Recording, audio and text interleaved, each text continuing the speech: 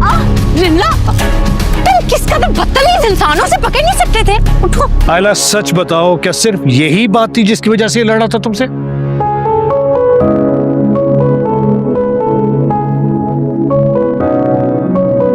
तुम मुझे हाथ बाजू और तुम मुझे क्यों इग्नोर करते हो? तुम अच्छी तरह से जानते हो मैं यहाँ सिर्फ और सिर्फ तुम्हारे लिए आई हूँ। रिमला, मैं कह रहा हूँ हाथ छोड़ो मेरा, नहीं तो यही हाथ घुमा के मार दूंगा तुम्हारे मुंह पे। तुम्हारी हिम्मत कैसे हुई आयला का हाथ पकड़ने की? हाथ तुम पकड़ लेते तो इन फजूल बातों की नौबत यहाँ तक ना आती। तुम्हें तो लड़वाने का शौक है ना? मैं कुछ तुमसे लोगों को डरना चाहिए। मैं नहीं। पता नहीं कौन सी तुम्हारी नाकाम मैसेज है जिनका बदला तुम लेना चाह रहे हो। बात सुनो। हाथ छोड़ो मेरा। नहीं छोड़ोगी? क्या कर लोगे? हाथ छोड़ो मेरा। तो मैंने इस बेचारी को कहा था कि सीढ़ियों पे कैटवॉक करे। आयला यूनिवर्सिटी नहीं जाएगी? नहीं।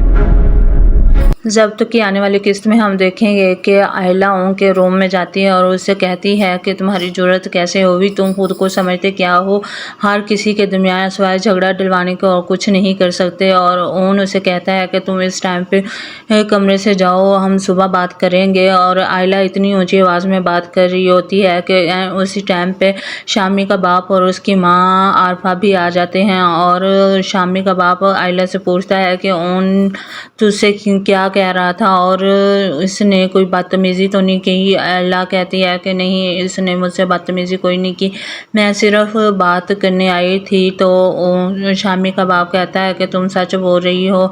और शामी उनके पास जाता है और कहता है कि तुम्हारी जुर्रत कैसे हुई, तुमने आयला का हाथ कैसे पकड़ा?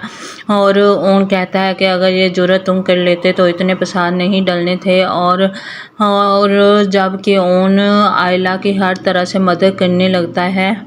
दोस्तों, मेरी वीडियो अच्छी लगी है तो मेरे चैनल को लाइक, सब्सक्राइब और फॉलो ज़रूर करें। Thank you.